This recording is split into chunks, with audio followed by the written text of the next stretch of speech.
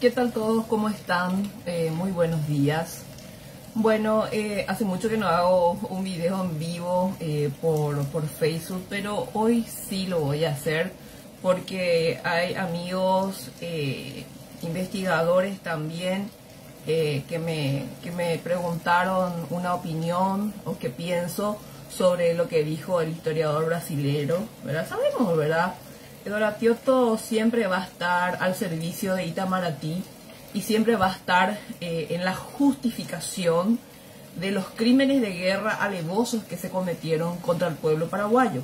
Por supuesto que siempre va a haber la forma de buscar una narrativa histórica que le convenga para hacernos creer hoy en día a todos nosotros, no solamente a los paraguayos me refiero, sino a todos los que estudiamos historia, a nivel regional o a nivel mundial, que bueno, que esta guerra fue por causa de Francisco Solano López, ¿verdad?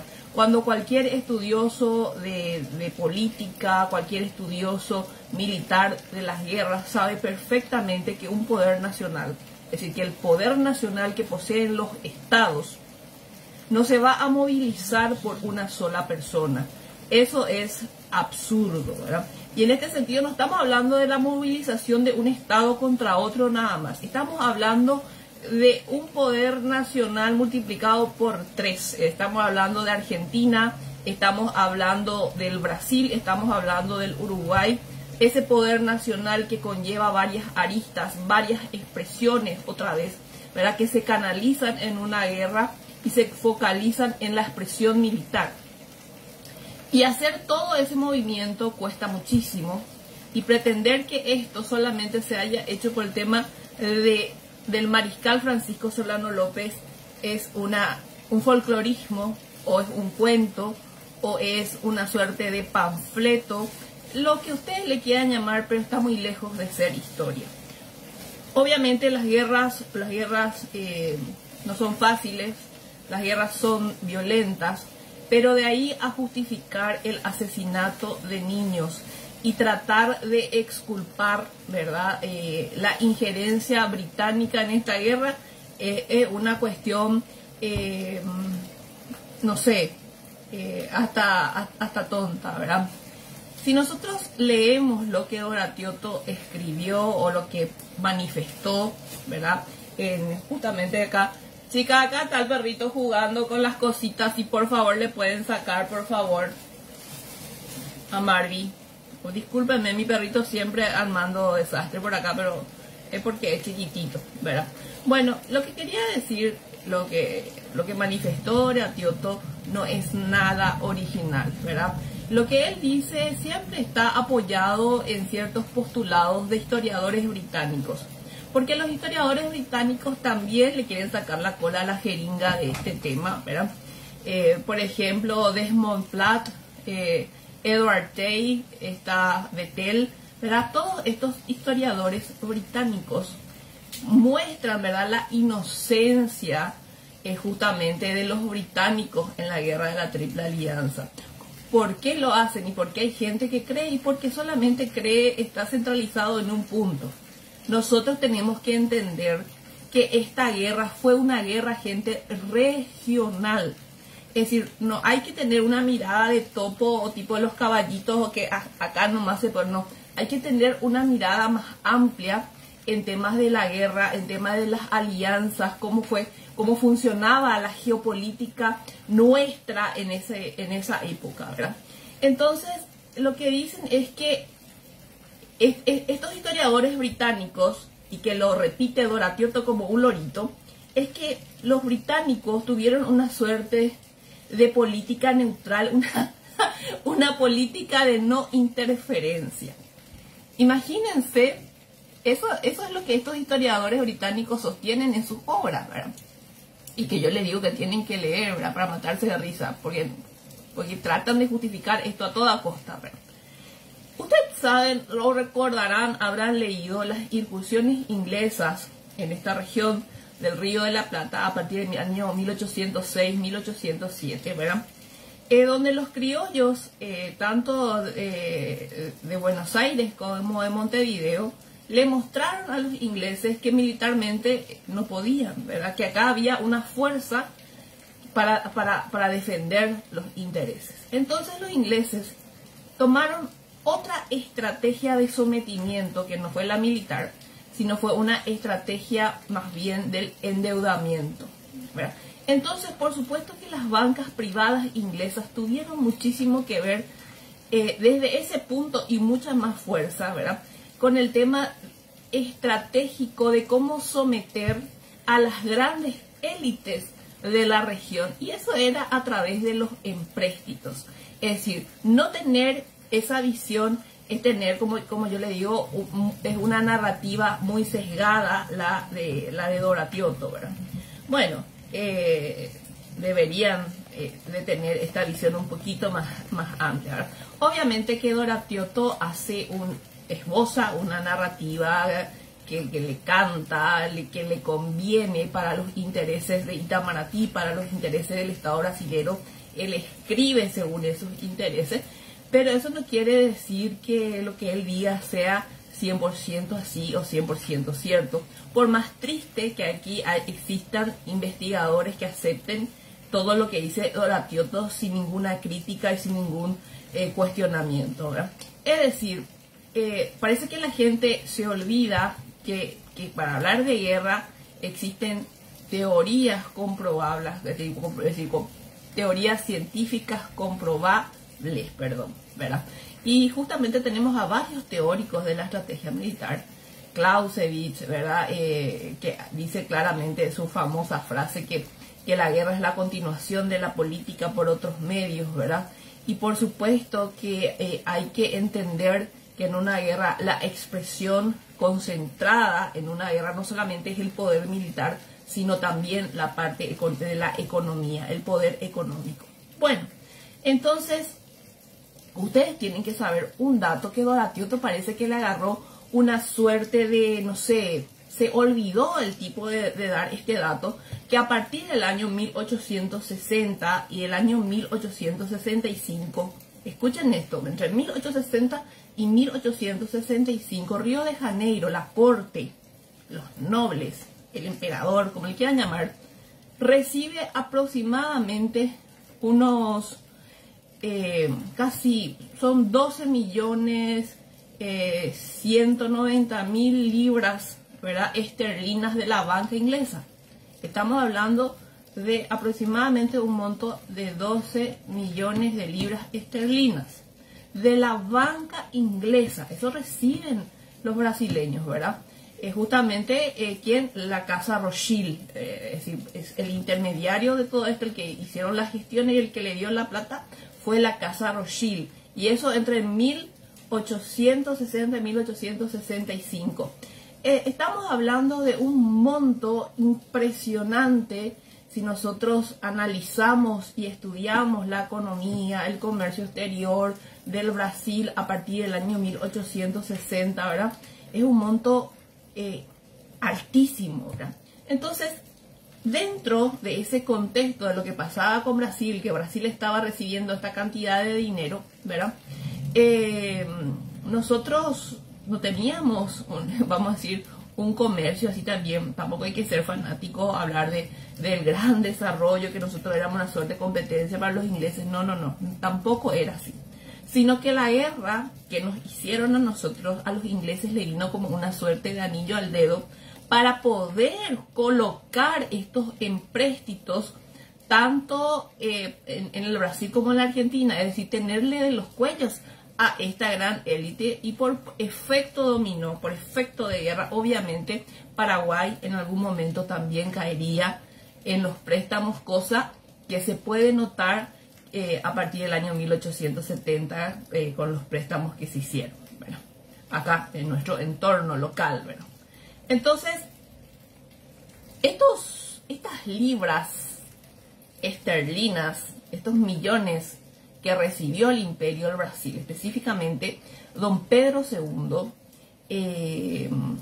transfirió parte de estos recursos a sus aliados. Y eso es así, gente. Imagínense que los legionarios es decir, el brazo político, el brazo armado de los legionarios que estaban residiendo en Buenos Aires, cuando se van a visitar a don Pedro II, le dice, mira, nosotros queremos combatir contra el gobierno de López, queremos estar en tu ejército. Él no la acepta, aplaude el gesto, le da plata a los legionarios, ¿verdad? Y por supuesto que Argentina también recibió esta plata por parte de don Pedro II, cuando él parte de esos recursos da entre los argentinos y los uruguayos. Bueno, obviamente que lo da en forma de préstamo, ¿verdad? Pero reparte plata, ¿verdad? Y eso, gente, es algo que yo les puedo decir que está documentado. León Pommer, que hizo un análisis de la economía argentina y regional durante la Guerra de la Triple Alianza, él también menciona que el gobierno de Mitre recibió aproximadamente 1.25 millones de libras esterlinas entre 1866, es decir, cuando nosotros ya estábamos nosotros en plena guerra, acuérdense, 1866, y a partir de ese año de 1866 recibe otra vez 1.95 millones de libras esterlinas, que se hace, vamos a decir, que se materializa esa entrega de plata a partir del año 1868. ¿Y quién le da tanta plata a Mitre, verdad? La Baring Brothers. Y esto no es un invento. Yo no entiendo, ¿verdad?, cómo Doratio, que no dice nada nuevo, siempre está repitiendo estas cantaletas, estas dimensiones que justifican o no, que lo escriben los propios historiadores ingleses, ¿verdad? Y empieza a repetir eso como si fuese que es algo suyo, como si fuese que es una tesis nueva. No es una tesis nueva, Doratio, todo lo que voy a decir. Simplemente vos estás repitiendo una narrativa que te conviene, ¿verdad? Entonces, si nosotros sumamos los empréstitos que recibió el gobierno argentino, Mitre, de 1.25 y luego recibe 1.95 millones, estamos hablando de 2.6 millones de libras esterlinas o de deudas asumidas con los banqueros londinenses, los Rothschilds, ¿verdad? Y la Baring Brothers, como ustedes le quieran llamar, pero esa es la plata que también Mitre recibe, ¿verdad? Bueno, estos datos no son mentiras, gente, ¿verdad? Estos datos se pueden confirmar. Entonces, que el historiador venga a decir que para tratar de justificar que esta guerra la inició Paraguay, o que esta guerra está plenamente justificada, que los ingleses no tuvieron nada que ver. Esperen un poco, ¿qué es lo que él dice en su entrevista, ¿verdad? Dice que justifica el asesinato de niños, y eso es una locura, porque en el siglo XIX existían las reglas militares, es decir, vos tenías que combatir contra otro ejército, así entre fuerzas armadas. Los civiles no tenían por qué sufrir esta guerra, pero ¿qué es lo que hicieron los aliados? Porque efectivamente sí la guerra llegó a niños o a mujeres o ancianos, ¿verdad? Porque las reglas de guerra de mediados del siglo XIX no fueron respetadas por los aliados. Y les voy a decir por qué hablo de que no fueron respetadas por los aliados. Porque en Yatal, cuando nunca se olviden, estamos hablando del inicio de la guerra, cuando en Yatal 1.400 soldados se rindieron, soldados paraguayos, se rindieron y depusieron sus armas, que garantizaba, según el principio militar consuetudinario de esa época, que garantizaba el respeto a la vida del prisionero. ¿Qué hicieron? Les maniataron y les degollaron a todos esos prisioneros. A 1.400 paraguayos le ataron de mano cuando entregaron sus armas. ¿Qué acto más bajo? ¿Qué vileza más grande?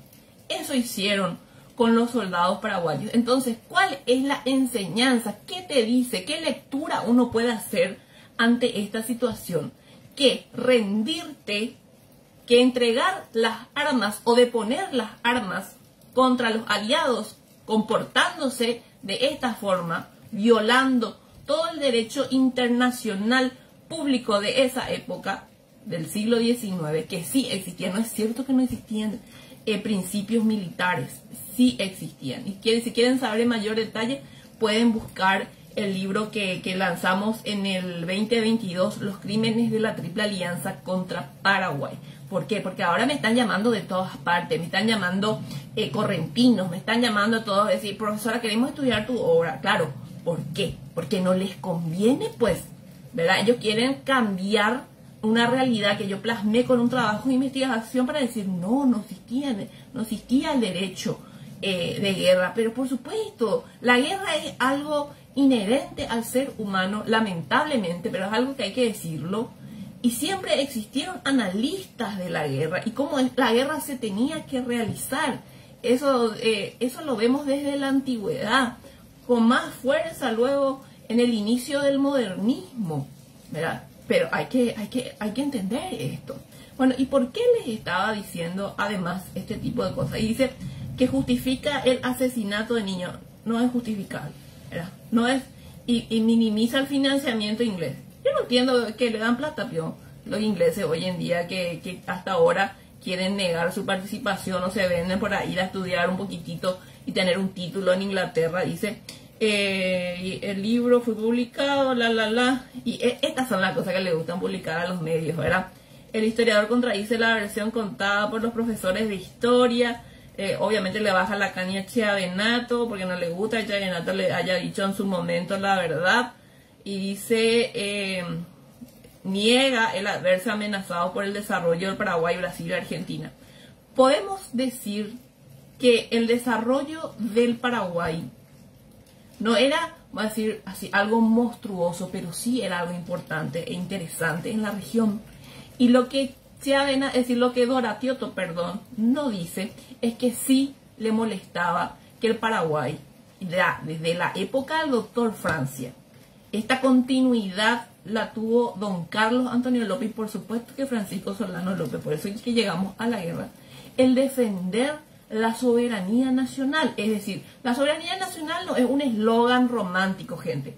Eso implica los intereses del Estado paraguayo, así de fácil. ¿Y por qué nosotros no podíamos defender nuestros intereses?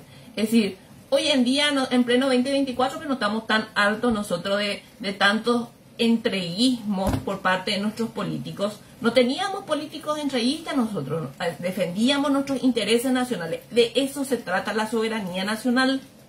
No es un eslogan ético nada más eso, ¿verdad? Entonces, dice, ¿verdad?, que los ingleses derramaron dinero y refuerzo derivó en el genocidio del pueblo paraguayo. En su librucho, ¿verdad?, sigue sosteniendo que nosotros éramos 400.000 personas. ¿Y de dónde saca que nosotros éramos 400.000 almas? Voy a hablar de eso un poco porque es importante que se haga un análisis de la demografía del Paraguay. En muchos libros importantes extranjeros hablan de una población aproximadamente de 800.000 personas, llegando a un pico bastante elevado de 1.100.000, según los datos que inclusive los correntinos ofrecen sobre la demografía del Paraguay. Pero nosotros seguimos con el chiste, con la onda de las 400.000 almas. ¿Por qué? Porque Thornton lo dijo. 400.000 más son los paraguayos, ¿verdad?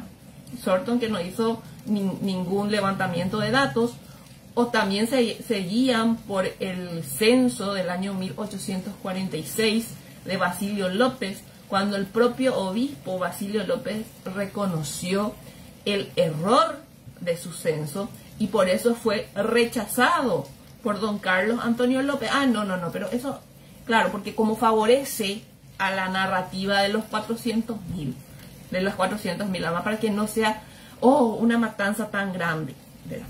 Pero vamos a utilizar sus 400.000. Dale, vamos a utilizar, si es que tan feliz le hace, vamos a utilizar su dato, vamos a decir, inadecuado, un dato no real, y vamos a usar sus 400.000. Perfecto, y eso le hace sentir mejor. Se encuentra en el Ministerio de Defensa, en el año 1870, un censo que habla de unos sobrevivientes en la cantidad de 116.000 personas. Vamos a utilizar su número de poca monta, sus 400.000. Vamos a utilizar. Y si sobrevivieron 116.000 almas, ¿verdad? Sigue siendo, gente, un exterminio. Y esta guerra no fue una guerra de civilización. Cuando ustedes se tomen el tiempo de leer el Tratado Secreto de la Triple Alianza, se van a dar cuenta que fue una guerra de exterminio y de rapiña, ¿verdad? Porque no hay que ser tan ingenuos en pensar que estos estados movilizaron todos sus recursos por un solo tipo, por Francisco Solano López. No, las guerras se hacen por intereses crematísticos, por plata, por territorio, por dominio político. No se hace por un solo tipo.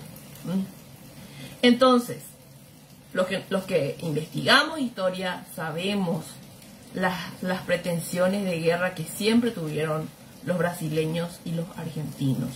Y esa pretensión está a la vista en lo que hicieron en el protocolo secreto binacional de la ciudad de Paraná del 14 de diciembre del año 1857, y eso no hay que dejarlo de lado. Hasta el propio Elizalde le pide a Paraño una copia de ese tratado porque tiene muchísima similitud con el tratado del 65 también. Y eso es algo que la historia no se corta, la historia tiene su continuidad, ¿verdad? Con eso yo les digo que la gente que trata de tomar una porción de la historia para agarrar y tratar de colocarla a su narrativa es nula, ¿verdad? Y estos datos de los millones que recibieron los brasileños de libras esterlinas y los millones que recibió Mitre entre 1866 y 1868, gente, estos son datos contundentes que sí muestran la participación y sí existe la ayuda.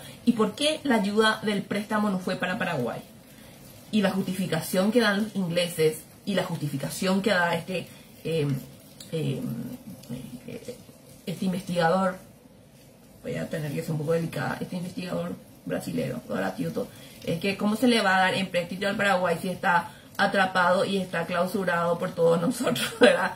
Porque Paraguay sufrió una guerra total. Ustedes tienen que saber que ciertamente nos encerraron políticamente, por tierra, por agua, diplomáticamente, y ellos podían hacer los empréstitos que querían. Por supuesto que a los banqueros ingleses les convenía esto para tener sujetos sin necesidad de ensuciarse las manos en una guerra, y prácticamente se adueñaron de estos estados.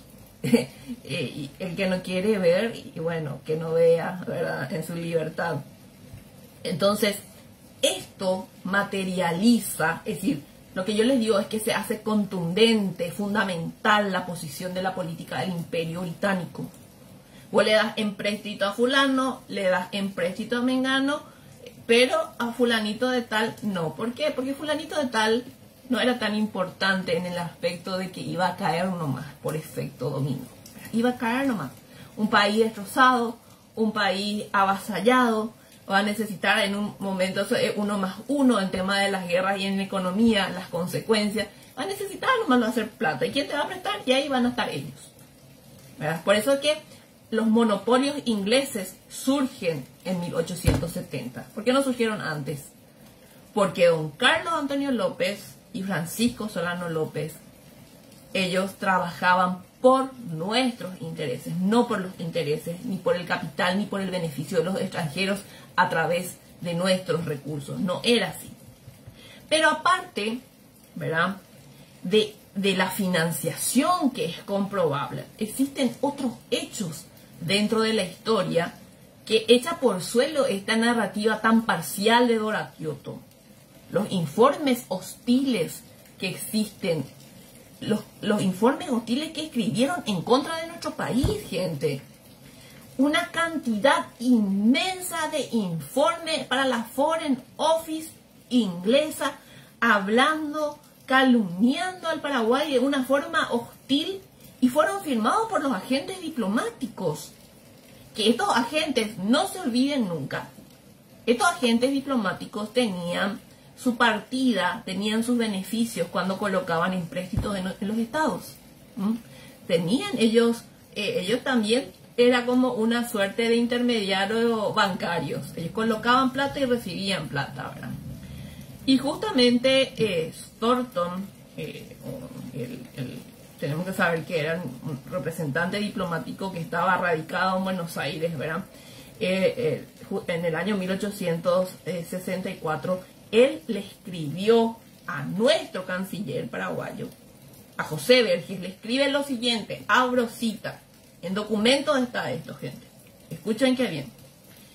El Imperio del Brasil tiene el derecho de pedir satisfacción por las ofensas que tuvieron que aguantar sus súbditos en territorio oriental, justificando así la agresión brasileña al Uruguay. ¿Verdad?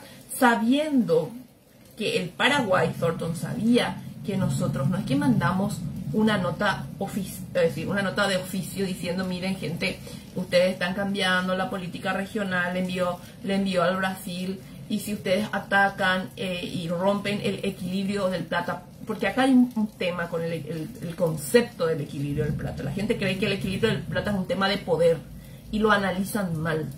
El equilibrio del plata es un concepto para la paz, no para la guerra. ¿Por qué? Porque lo que hace este concepto que se trae de Europa propiamente y se lo aterriza en la circunstancia regional nuestra, es que los grandes estados con sus poderes nacionales grandes no pueden intervenir en la política doméstica y local del otro, aunque sea más chico. Y eso a todas luces se vio que lo hizo el Imperio del Brasil. Por eso López sale y envía a través de la Cancillería una nota, ¿verdad?, al ministro residente aquí del Imperio, y nosotros vamos a hacer lo que queremos. Nosotros vamos a hacer lo que queremos. Y Thornton justifica, sí, se justifica plenamente lo que Tamandaré por Agua y Mena Barreto estaban haciendo en el Uruguay. Es decir, uno tiene que tener una venda en el ojo o no entender un huevo de geopolítica para creer que lo que pasaba ahí no nos iba a afectar a nosotros. Cuando con nosotros tenían uno de los mayores problemas, que querían navegar por nuestras aguas internas, bueno, aguas internacionales, pero también aguas internas en ciertos pasos, ¿verdad? Y nosotros teníamos que defender nuestras aguas, y eso lo hizo don Carlos Antonio López, ¿verdad? Entonces, lo que López López no solamente envió la nota del 30 de agosto, esto hasta ahí nomás lo que ustedes saben, envió una segunda y una tercera nota. La segunda era la del 3 de septiembre y la otra era la del 14 de septiembre del año 1864. Es decir, nosotros enviamos oficios, y como bien lo dice Ceballos, estos oficios que tienen una causa para la guerra, o el famoso casus belli, se convierte directamente en una declaración de guerra. Y eso lo dice, no lo digo yo, eso lo dice el derecho internacional público de la época, ¿verdad? Es decir, si vos envías una nota considerada oficial como un ultimátum, mira, nosotros vamos a tomar nuestras fuerzas armadas y vamos a accionar para parar estos actos violentos que ustedes están haciendo, es decir, tiene un casus belli, entonces esas notas se convierten directamente en una declaración de guerra. Y si uno no maneja estos criterios, va a comerse así el sapo, como yo le digo, que ay, Francisco Solano López no declaró la guerra, no era necesario. Por eso es que en el Congreso Extraordinario del 65, el Congreso en pleno aprueba las gestiones llevadas adelante contra el Brasil en el 64. No se iba a poder aprobar si es que no tenía un motivo o un casus belli, y nosotros lo tuvimos, ¿verdad? Entonces, por otro lado, cuando los aliados van ratificando el Tratado Secreto de la Triple Alianza, que es un tratado de rapiña, ¿verdad? Nosotros tuvimos a Cándido Barreiro luego en posguerra fue un bochorno, pero durante el periodo don Carlos Antonio López, él cumplió con sus, don Carlos y Francisco, ¿verdad? cumple con las directivas del gobierno, con los ejes directrices del gobierno, y presenta un reclamo, ¿verdad?, en Europa ante el gobierno inglés por la violación de la neutralidad, porque los ingleses decían: nosotros somos neutrales. Entonces, ¿cómo ustedes van a ser neutrales cuando gente no solamente enviaron, es decir, dieron plata, sino que enviaron armas? ¿Dónde está Doratioto para analizar estos temas? No está analizando este envío de armas, esta construcción de buques de guerra, el transporte del material bélico en navíos con bandera inglesa a través del Río de la Plata. ¿Qué creen? ¿Que nosotros los investigadores paraguayos somos tan cortos que nos vamos a olvidar de estos detalles? Es decir, acá no era una cuestión solamente de enviar plata, que lo hicieron. Acá tenemos que ver el tema de las armas y cómo sustentaban la guerra a través de este envío de armas, ¿verdad? Y le armaron, ¿verdad?, a los aliados. Todas las... Es decir, vámonos. Bueno, tenemos... Entonces, para hacer un correcto análisis de la participación inglesa en la guerra de la Triple Alianza, gente, tenemos que analizar, 1, los préstamos, la plata que le enviaban a los aliados. 2, las cartas, las notas, los oficios a la Foreign Office firmado por los agentes diplomáticos acá, escribiendo de una forma hostil contra el gobierno del Paraguay. 3, el envío de armas, de municiones, de buques de guerra, todos transportados con bandera inglesa. Y esto no lo estoy diciendo yo, se sabe, están las documentaciones, ¿verdad? Y lo que hicieron los ingleses denota el favoritismo a la causa de los aliados. La injerencia inglesa, obviamente, no es la única causa de la guerra de la Triple Alianza o lo que motiva la guerra. Estamos analizando nada más lo que niega Doratioto, y yo le estoy diciendo: no se puede negar la participación inglesa. No se puede negar. Además, tenemos que saber históricamente, ¿verdad?, que por los portugueses o Portugal, ¿verdad?, siempre tuvieron este cuidado de los ingleses. ¿Quiénes les ayudó a abandonar Europa ante las incursiones napoleónicas? Los ingleses. Es decir, ellos siempre estuvieron resguardados y solapados por Inglaterra. Y eso no se puede negar. Bueno, entonces, el tema de que el capital o la plata no tiene ideología, como escribe Doratioto, ¿verdad?, que busca una mejor remuneración asociada al riesgo, y cuanto a Inglaterra hay que distinguir el gobierno de sus banqueros, y que el gobierno se mantuvo neutral. Bueno, no puede existir una separación de esta categoría. Es decir, la plata de los ingleses por un lado y el gobierno inglés por el otro. No existe una separación tan tajante o tan taxativa en el momento de entregar plata por parte de los bancos sin el visto bueno de parte de su gobierno. El gabinete británico y el capital de los banqueros no están separados. Yo no entiendo cómo no existe este sentido común, gente, ¿verdad? Y es muy importante hablar de esto, ¿verdad?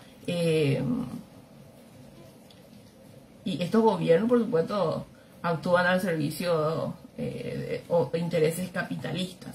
Bueno, pero entonces yo le estoy mostrando nomás, así brevemente, la injerencia británica, ¿verdad?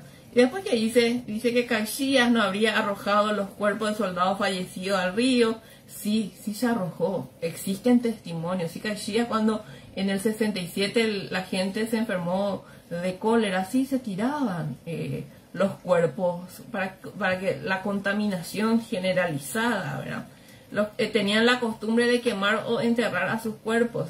Esa era la costumbre, pero de que ahí hagan del dicho al hecho, hay mucho trecho, Doratioto, ¿verdad? Bueno, entonces dice que Gran Bretaña no quería una guerra en América del Sur. ¡Ja! Ok. Tanto así que le envía a Thornton a Punta del Arroyo de Puerto Rosario y le presiona al gobierno legítimamente constituido del Uruguay que le ceda el Ministerio de Guerra a Venancio Flores. Y cuando le dijeron no le voy a ceder a Flores el Ministerio de Guerra, se mandó mudar, hagan lo que quieran, y le dio el punto bueno para que empiecen todos los movimientos hostiles por parte de las cañoneras, de la escuadra naval de guerra del imperio en el Uruguay, y bueno, tuvimos desenlaces tremendos como por ejemplo lo que fue Paysandú, ¿verdad? Y más, y mucho más. Entonces, ¿qué? Y se recuerda también que la final no fue tan representativa como se imagina. A ver, lo que les dije, de los 12 millones de libras esterlinas representa el 50% de la plata del imperio del Brasil de esa época. Vamos a, ¿qué 12%? 50%, o no sabes hacer una estadística matemática financiera simple del señor Doratioto, pero qué bárbaro. Entonces habla de los 400.000 habitantes, bueno, listo, y las atrocidades cometidas por el duque de Caxias y sus tropas confirman la muerte de niños. En este sentido, yo quiero decir que no tanto Caxias, ¿verdad? No es que le estoy justificando, pero también hay que ser justos, hay que ser objetivos con la narrativa histórica. El conde Deu es el jodido acá. El conde Deu es el que utiliza, una vez que asume la comandancia de las fuerzas militares en Paraguay, el que usa la estrategia de tierra quemada o tierra arrasada, es el conde Deu. Caxias ciertamente sí le tocó también, bueno, o a sus soldados, específicamente en diciembre de 1868 también, no es que estaban solamente niños, hay que entender muchas cosas, acá está todo mezclado, ¿verdad? Lo que es cuando escriben así por decir nomás las cosas. Ustedes tienen que saber que la costumbre en Paraguay, y es algo que no se puede cambiar, ¿verdad? En Paraguay durante la época colonial, a los adolescentes de 14 años se les consideraba como hombres. Y eso está en el Archivo Nacional, gente. Es más, le pueden preguntar a cualquier investigador serio, historiador de carrera, no a estos dimes que se hacen autobombo, que se llaman historiadores, que no son. Yo te estoy hablando a historiadores de carrera desde la época colonial. Nosotros, en el siglo pasado, consideramos una suerte de mayoría de edad a partir de los 18 años. Imagínense, ¿verdad? Vamos a ser prospectivos, que en un futuro nos digan que nosotros éramos unos bárbaros porque a nuestros adolescentes o adultos jóvenes de 18 años lo considerábamos jóvenes, es decir, hombres, pero era la ley, es decir, es innegable y ustedes lo saben esto, 18 años, ¿verdad? Y bueno, en la época colonial, una cuestión de costumbre, justamente a partir de los 14 años. Entonces, el conde de Deu, por ejemplo, a los 12 años ya estaba en las filas militares, por más que sea de la nobleza. Y la utilización de niños, y digo utilización de niños por parte de los aliados, a nosotros no nos tocó de otra que el derecho a la defensa. No es que a Costañú se preparó un batallón de niños, toda esa es una narrativa falsaria. Nosotros no teníamos batallones de niños. Lo que pasa es que la guerra le llega a nuestros niños, a nuestras mujeres y a todos, ¿verdad? Y el derecho a la legítima defensa está. De ahí a que vos tengas la ética como soldado, que estás con pertrechos de un modernismo militar y que le mates a niños o que mandes a quemar los pastizales, porque nosotros los paraguayos no quemamos nuestros pastizales. Hasta eso están escribiendo paraguayos inmorales, están escribiendo que nosotros quemamos los pastizales de Acostañú y que no fueron los brasileños. Es decir, los brasileños no hicieron un huevo acá en este país, no hicieron ningún crimen de guerra, no hicieron. Y nosotros hoy en día estamos frente a una batalla cultural de la bajada de línea, que se arman ONGs, gente. Ustedes saben cuáles son el grupo de historiadores que organizan ONG para sacarle plata a Itaipú. Estamos luchando contra, y lo más triste que no es que con la desvariación mental de Doratioto al decir este tipo de boludeces de que los ingleses no participaron.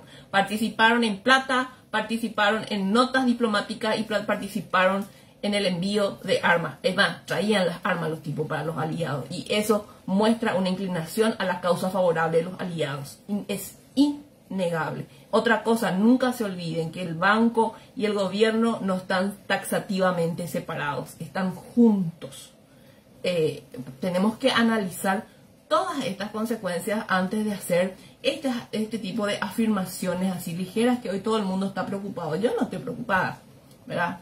A mí me causa gracia que Doratioto siga con la misma cantinela y encima no es una tesis nueva, no es algo iluminado Doratioto que dice esto. No, él está copiando y está repitiendo la narrativa de estos historiadores ingleses que les voy a volver a repetir porque veo gente nueva que se está metiendo al live. Tienen que leer estos postulados que repite Doratioto, ya lo dijo Leslie Bettel, los dijo Platt y lo dijo Edward Tate. ¿Entienden? No es nada nuevo lo que él está diciendo. Y bueno, eso es lo que quería decir, ¿verdad? Obviamente Doratioto, como historiador que defiende los intereses geopolíticos, históricos del Estado del Brasil, tiene derecho a hacer sus valoraciones históricas y de valorar, en este caso, en extremo al duque de Caxias, ¿verdad? En su libertad, cada quien hace lo que quiere, pero eso no quiere decir que lo que exprese sea una historia ajustada a los hechos reales. Es decir, lo que yo estoy mencionando con este video es que no se olviden de todos esos puntos que les cité para que puedan entender la participación inglesa en la guerra de la Triple Alianza. Las guerras no se hacen por principios.